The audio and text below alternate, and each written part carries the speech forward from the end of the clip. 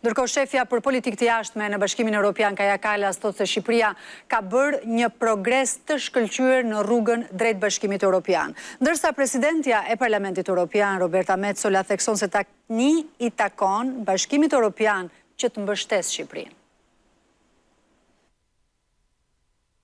Brukseli vlerëson pozitivisht angazhimin e Shqipërisë në realizimin e reformave integruese. Shefja e diplomacisë së Bashkimit Evropian, Kaja Kallas, nga sheshi Skënderbej në Tiranë, e pyetur nëse Shqipëria do të jetë pjesë e BE-s në vitin 2030, theksoi se për të arritur këtë objektiv, vendi ynë duhet të vijojë me reformat për sundimin e ligjit.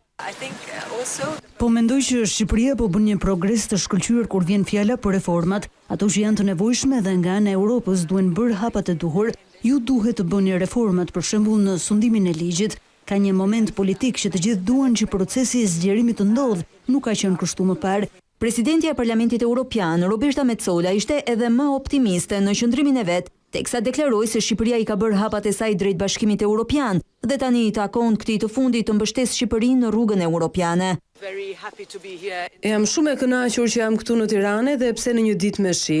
Dua ta uroj Edi Ramën për fitoren e tij në zgjedhjet parlamentare. Mesazhi i qytetarëve shqiptar ishte i qartë në mbështetje të integrimit të shpejtë europian. Tani na takon ne që të vazhdojmë të mbështesim Shqipërinë.